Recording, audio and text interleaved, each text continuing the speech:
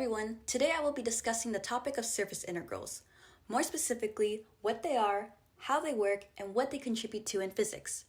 To get started, what are surface integrals? Surface integrals are a generalized way of finding the surface area of a closed surface despite it being a surface revolution or not. According to Khan Academy, surface integrals work by essentially using double integrals to add up the amount of points over a flat and/or curved surface. So for the concept.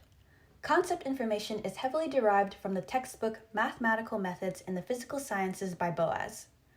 Given a portion of surface area, we can find that generally the relationship between the differential surface area projections onto the xy plane and the tangent plane at the differential surface area gives an angle gamma. This results in the equation dA cosine gamma equals dx dy, or dA equals secant gamma dx dy. Double integrating both sides of dA equals secant gamma dx dy over the projected area in the xy plane allows us to find out the specific surface area we are looking for. We will box this equation and denote it as equation 1. But how do we know what secant gamma is? Knowing that the angle between two planes is the same as the angle between the normal vectors of the same planes, we find the following. Vector n is the unit vector normal to the surface of dA. Vector k is the unit vector along the z-axis, and the angle between the two unit vectors is gamma. Lastly, which we will use later, the equation of the surface phi equates to a constant. Because gamma is in between unit vectors n and k, we find that cosine gamma equals to the magnitude of n dot k. We will box this and name this as equation 2. Going back to the equation of the surface, we find that the gradient vector of phi is normal to the surface. We know unit vector n is also normal to the surface, so it goes along the direction of the gradient vector. We can then plug in the gradient of phi equation into a unit vector equation for the unit normal vector and denote this as equation 3. Knowing that based on equation 2, cosine gamma equals the magnitude of n dot k, we can substitute n in the dot product with equation 3, simplifying it further to give us equation 4.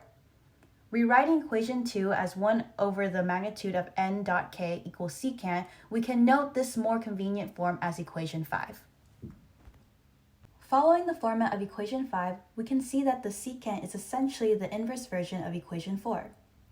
Using the components of the gradient of phi and substituting it in the secant equation, we can simplify it further to give us our final secant result. The square root of 1 plus the partial of f with respect to x squared plus the partial of f with respect to y squared.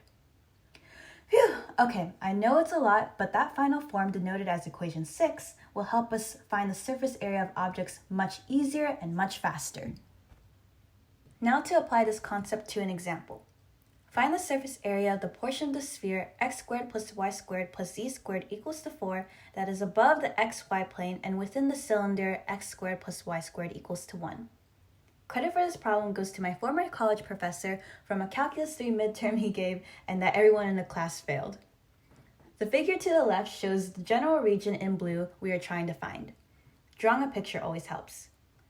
We then define the equation we will be applying to solve this problem and simplifying it further by substituting secant gamma in equation 1 with the quantity we derived earlier. On to part 1.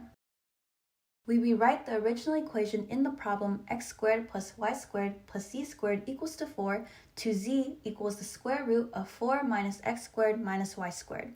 Note that the problem says that we want the region above the xy plane and thus only take the positive portion of z.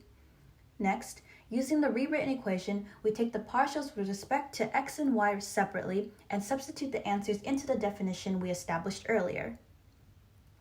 For part 2, we must convert our x and y to polar coordinates. Our given equations allow us to find that for r, our bounds are from 0 to 1 for the radius of the cylinder, and for theta, our bounds are from 0 to 2 pi to account for the whole circle.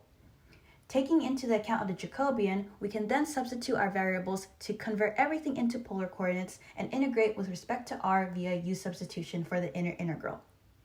Once done, we evaluate the integral from 0 to 1 for the inner portion and then integrate and evaluate once again with respect to theta to get our final answer boxed in pink.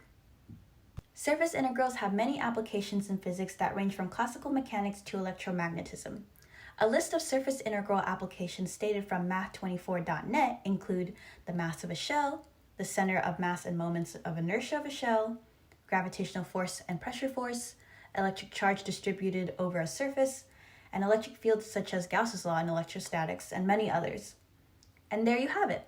You now hopefully know what a surface integral is, how to solve problems using a surface integral, and its significance in physics.